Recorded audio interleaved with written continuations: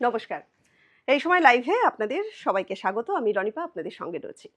দেখুন, আমার আপনার প্রত্যেকের মনে বেশ কিছু স্বপ্ন থাকে। এই স্বপ্নগুলোকে আমরা ধীরে, ধীরে বড় করবার চেষ্টা করি। আমরা কেউ চাকুরিজীবী হতে চাই, কেউ ব্যবসায়ী হতে চাই, কেউ জীবনে অনেক নাম তৈরি করতে চাই। কিন্তু এমন কাউকে কি চেনেন? যিনি তার সঙ্গে যারা কাজ করেন, অর্থাৎ তার সহকর্মীরা বলতে পারি বা তার আন্ডারে যারা কাজ করেন, তাদেরকে একেবারে নিজের পরিবারের মতো ভাবেন, পরিবারের অংশ হিসাবে মনে করেন। একদমই। আজকে একেবারে অন্যান্য বিবরণ দেব না। সরাসরি চলে যাব লাক্সারি লিভিং এর কর্ণধার। আজকে আমরা পেয়ে গেছি সম্রাট আমাদের সঙ্গে রয়েছে। সম্রাট নমস্কার। রায়কে অনেক, অনেক স্বাগত। সম্রাট, আজকের অনুষ্ঠান আমরা মূলত যে কারণেই তৈরি করতে চলেছি যে আমি একটু ১ম থেকেই শুরু করতে চাই। তুমি বলবে যে ১ম টা কিরকম হবে? সেটা কি লকডাউনের আগে হবে না লকডাউনের পর থেকে বলবে? লকডাউনের আগে থেকেই হোক। আ আচ্ছা। আ তুমি যেমন আমাকে এক্ষুনি দর্শকদের উদ্দেশ্যে বললে, কেউ আমরা চাকরিজীবী হতে চাই, কেউ ব্যবসায়ী হতে চাই বা কেউ অন্যান্য কিছু হতে চাই, খেলোয়াড় হতে চাই। কিন্তু চাকরিজীবী থেকে ব্যবসায়ী আমি বাধ্য হয়ে হয়েছি। সেটারই গল্পটা কিছুটা বলা উচিত। মানে একদম, কি করে হলাম একদম। ব্যবসায়ী? আমি তো ছিলাম চাকরিজীবী। আমাদের পুরো বংশেই পরিবারের সবাই আরকি চাকরিজীবীই আছেন। ব্যবসা আমার করার কোনোদিন কোনো উদ্দেশ্যও ছিল না। দিব্যি দিন কাটছিল। ১,১০,০০০ টাকার উপর স্যালারিও ছিল। ২০২০ ২২শে মার্চ অব্দিও তাই জানতাম, লকডাউন হওয়ার আগে অবধি। হঠাৎ করে ২২শে মার্চ লকডাউন চালু হলো। তারপরে বাড়ির যে যার বাড়িতে বসে ডালগোনা কফি আর চিকেন পকোড়া এসব নিয়েই দিন চলছিল।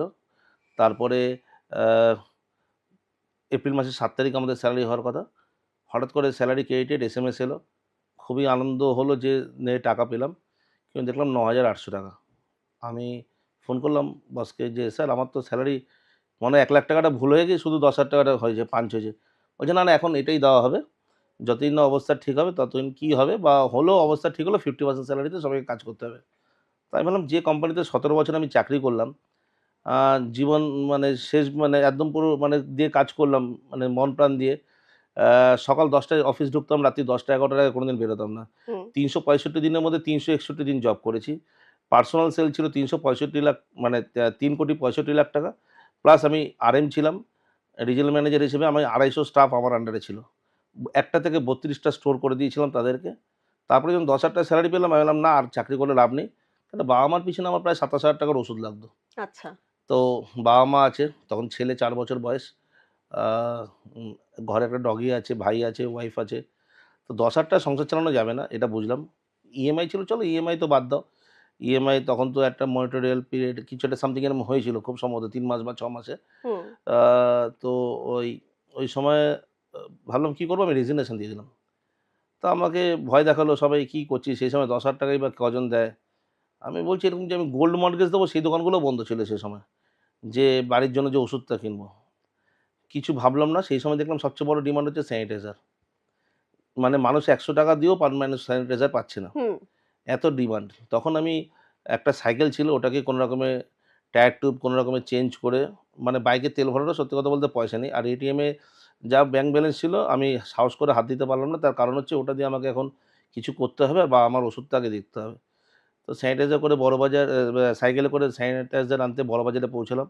শুনলাম ওখানে হোলসেলে পাওয়া যায়। ৳১০০ এমআরপি লেখা থাকতো, ৳22.৮০ কেনা পড়তো।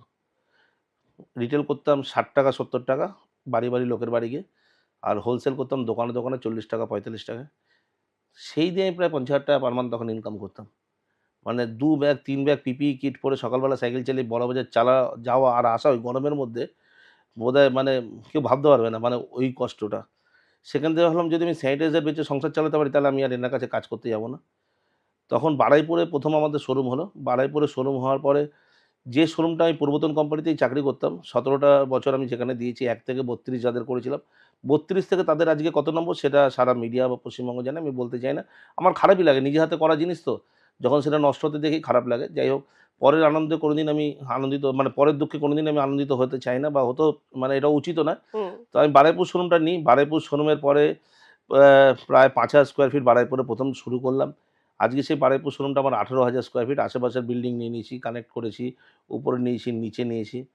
বারুইপুরের পর পাটুলি, পাটুলির পর বেহালা, বেহালার পর চিনারপাক, তারপর দুর্গাপুর, শ্রীরামপুর, কাঁচরাপাড়া হয়ে ৮ম শোরুম আসছে আমাদের শিবপুর থানার পাশেই। যেখানে অনেক বড় বড় সোনার ব্র্যান্ড আসছে। হুম, তারা বলছে, আমরা আপনাদের ব্র্যান্ডটাকে দিন, লাক্সারি লিভিংটাকে হুম।